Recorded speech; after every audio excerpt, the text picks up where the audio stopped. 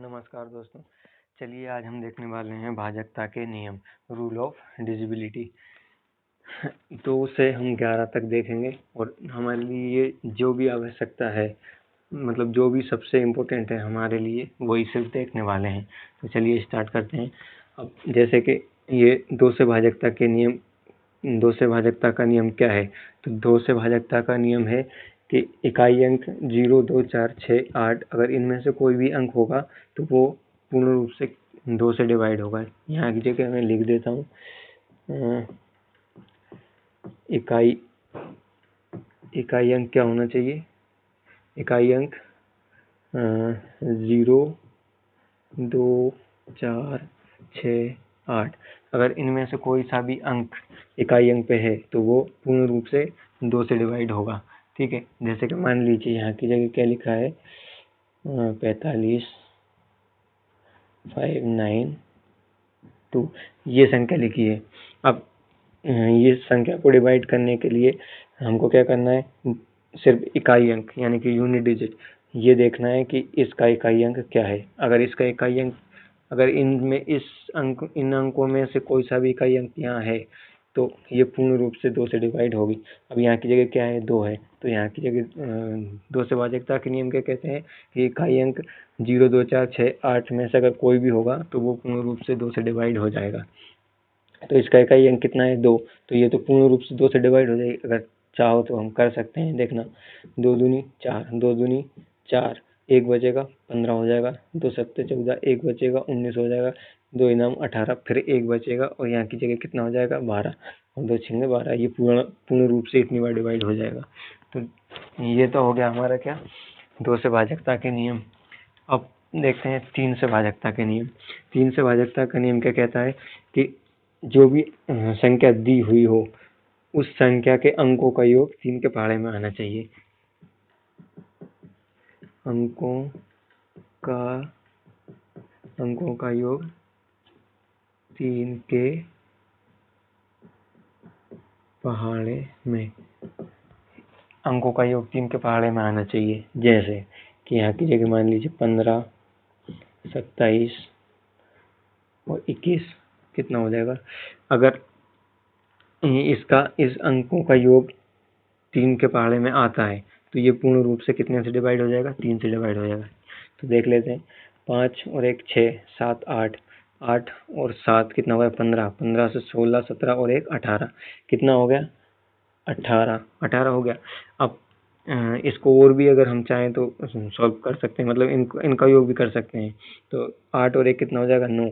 अब ये 9 3 के पहाड़े में आता ही है, 3 तिया 9 होता है ना, 3 तिया 9।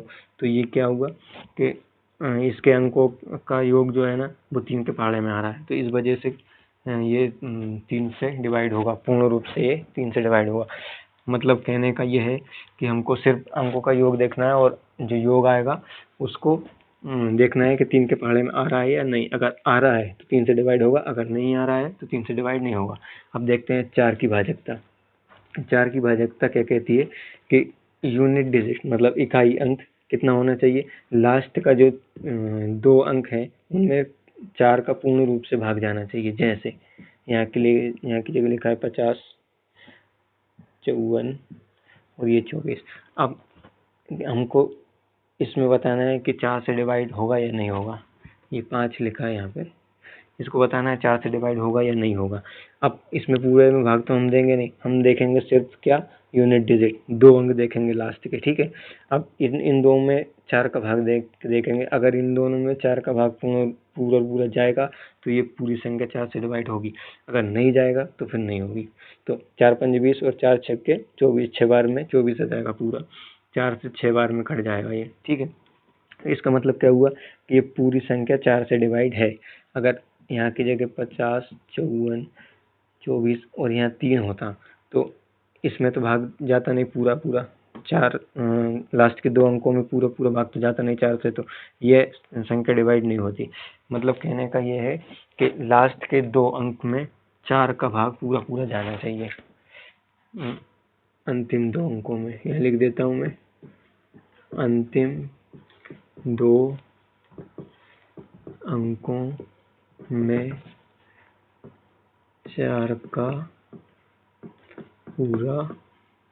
पूरा भाग, ये अंतिम दो अंकों में 4 का पूरा भाग जाना चाहिए तो ही वो 4 से डिवाइड होगी। और 5 से भाजकता के नियम क्या कहते हैं? 5 से भाजकता का नियम कहता है कि अंतिम अंक या इकाई अंक, अंतिम अंक या इकाई अंक क्या होना चाहिए? 0 या 5। इन दोनों में से अगर कोई सा भी होगा तो वो 5 से डिवाइड होगी। अगर इनके अलावा कोई संख्या है लास्ट में यूनिट डिजिट में तो फिर ये 5 से डिवाइड नहीं होगा। अब देखते हैं 6 से भाजकता के नियम। 6 से भाजकता के नियम में 2 और 3 की भाजकता लगती है। 2 एवं 3 की भाजकता लगेगी। 2 एवं 3 की भाजकता लगेगी। ये 6 से भाजकता के नियम कहते हैं। 2 से भाजकता का नियम हमने देख लिया है, 3 से भाजकता का नियम भी हमने देख लिया है। अब कोई सी भी संख्या रहे, जैसे कि मान लीजिए यहाँ की जगह है 27 और यहाँ की जगह है 24। अब इसमें दोनों की भाजकता लगना चाहिए, 2 की भी लगना चाहिए और 3 की भी लगना चाहिए। तो 3 की भी लग रही है इसमें, 2 की भी लग रही है। देखो 3 की भाजकता देखेंगे तो क्या होना चाहिए? अंकों का योग 3 के पहाड़े में आना चाहिए। तो 7 और 2 कितना हो गया? 9, 9 और 2 11, 11 और 4 कितना हो गया? 15, 15 3 के पहाड़े में आता है ना? तो 15 हो गया। अब लास्ट दो की भाजकता क्या कहती है? लास्ट का अंक 0, 2, 4, 6, 8 होना चाहिए। मतलब सम संख्या हो या फिर 0 हो। तो ये कितना है? 4, 4 से 2, तो 2 से तो 4 पूरा डिवाइड होगा। तो इसमें दोनों की भाजकता लग रही है। इसका मतलब क्या हुआ कि 6 से मतलब 6 में जो भाजकता लगेगी वो 2 और 3 दोनों की भाजकताएं लगेंगी। अब देखते हैं हम 8। अब आप कह रहे होंगे कि 7 क्यों नहीं लिया? 7 इसलिए नहीं लिया क्योंकि 7 की जो भाजकता के नियम है वो थोड़े कुछ ज़्यादा टफ है। इससे पहले हम डायरेक्ट की 7 से डिवाइड करके निकाल सकते हैं। तो अब हम देखते हैं 8 का। 8 की भाजकता का नियम क्या कहता है कि लास्ट का अंतिम, लिख देता हूँ यहाँ की जगह, अंतिम 3 अंकों में पूरा भाग, अंतिम 3 अंकों में पूरा भाग जाना चाहिए। जैसे 80, 4 और ये। अब देखना, इसमें देखना है हमको कि अगर लास्ट के 3 डिजिट चेक करना है सिर्फ हमको। इधर भले कितनी भी संख्या लिखी रहे उससे हमको कोई दिक्कत नहीं है, चाहे भले और 2-4 कितने भी नंबर लिखे हों इधर, कोई दिक्कत नहीं। हमको तो सिर्फ अंतिम 3 अंकों से ही मतलब है 8 से भाजकता के नियम में। तो 8 से इन तीनों को डिवाइड करके देखेंगे, होगा तो ये पूरा डिवाइड हो जाएगा और अगर नहीं होगा तो ये फिर डिवाइड नहीं होगा 8 से। तो देखना 8 पंजे कितना होता है? 40। कितना बचेगा? 4 और यहाँ की जगह कितना हो जाएगा? 48 हो जाएगा। और 8 पंजे 40, 8 छिंगे 48, 6 बार में 48 पूरा डिवाइड हो रहा है। अगर यहाँ की जगह मान लीजिए ये लिखा है, कितनी भी संख्या रहे, हमको सिर्फ क्या करना है? लास्ट के 3 डिजिट ही देखना है 8 की डिजिबिलिटी में बस। अगर अंतिम 3 अंकों में पूरा भाग जाता है 8 का तो फिर वो संख्या भले कितनी भी बड़ी हो पूरी डिवाइड होगी कितने से? 8 से। तो ये हो गया 8 का नियम। संख्या भले कितनी भी बड़ी हो हमको सिर्फ वही देखना है, लास्ट के 3 डिजिट। अब 9 से भाजकता के नियम। 9 का भाजकता का नियम क्या कहता है? तो 9 का भाजकता का नियम कहता है कि जो भी संख्या दी हुई हो उसके अंकों का योग 9 के पहाड़े में आना चाहिए।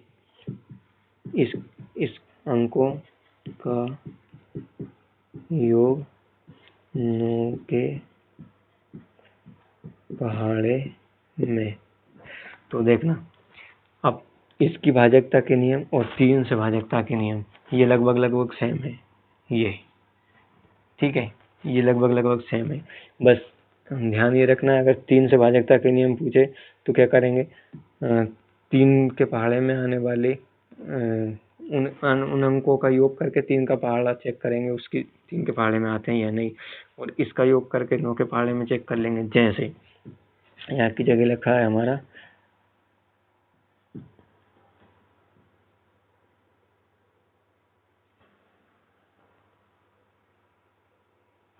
ये लिखा है।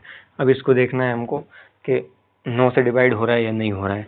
तो इसको कुछ नहीं करना है, हमको सिर्फ इनका योग देखना है। अगर 9 के योग करने के बाद अगर ये 9 के पहाड़े में आएंगे तो 9 से डिवाइड होंगे, अगर नहीं आएंगे तो फिर नहीं होंगे। तो देखना 7 और 2 कितना होगा 9, 9 से 1 ये कितना होगा 10, और ये 8 18, 18 से 1 ये 19, 19 से कितना हो जाएगा, फिर से गिनते हैं। 7 और 2 9, 9 से 10, 18, 18 से 26 और 1 27, 27 आ रहा है ना।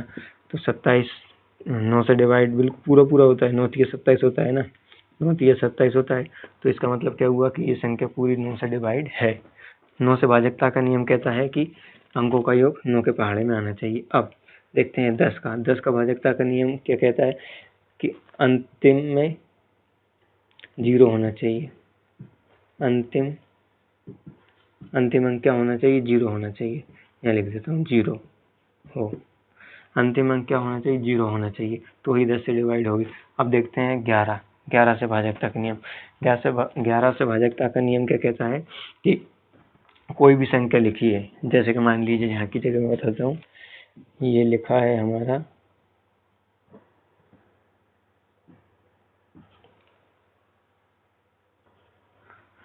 देखना ये लिखा है। अब इतनी बड़ी संख्या लिखी है, अब हमको 11 से पता लगाना है ये 11 से डिवाइड होगा या नहीं होगा। तो सिंपली हमको कुछ नहीं करना है, जो भी संख्या लिखी है उसके सम और विषम स्थान का योग करेंगे, और उनका अंतर अगर 0 0 या 11 या 11 का पहाड़ा आएगा तो वो पूर्ण रूप से डिवाइड होगा 11 से। अगर नहीं आता है 0 या 11 का पहाड़ा नहीं आता है तो वो 11 से डिवाइड नहीं होगा। तो देखना सम और विषम स्थान चेक करना है सिर्फ हमको। 4 और 1 कितना हो गया 5, 5 और 6 कितना हो जाएगा 11। तो यहाँ की जगह कितना है 11। अब विषम स्थान चेक करते हैं, विषम हो गया सम करते हैं। देखना 5 और 2 कितना हो गया 7, 7 और 4 कितना हो जाएगा 11। अब इनका अंतर कर लेना है हमको, तो यहाँ क्या आएगा 0। इसका मतलब क्या हुआ कि ये 11 से पूर्ण रूप से डिवाइड होता है। तो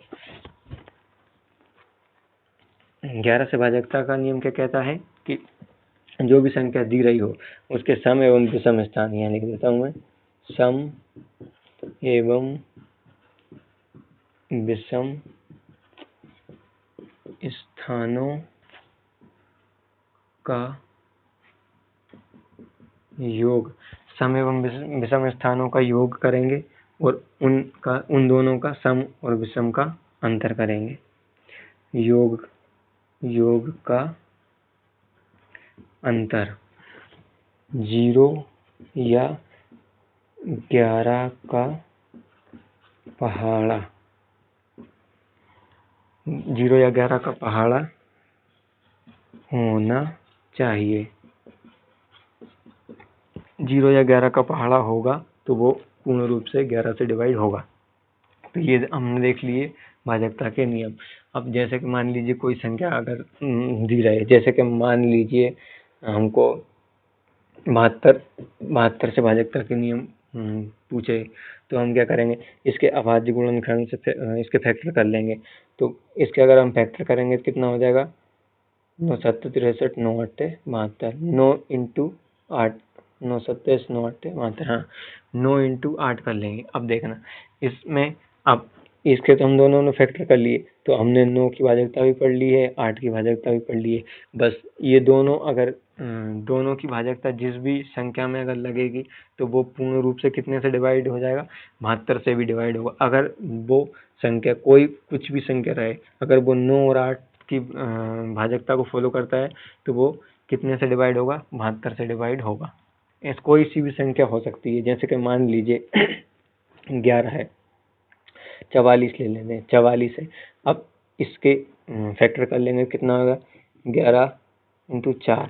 बस 11 और 4 की भाजकता लगनी चाहिए, उस संख्या में अगर 11 और 4 की भाजकता लगती है तो वो 44 से भी डिवाइड होगा। ऐसे किसी भी संख्या का हम निकाल सकते हैं, ठीक है। तो ये हो गया हमारा भाजकता का नियम। अब उम्मीद करते हैं अभी आपको ये समझ में आ गया होगा, अगर नहीं आया हो तो एक बार और देख लेना, सब समझ में आ जाएगा।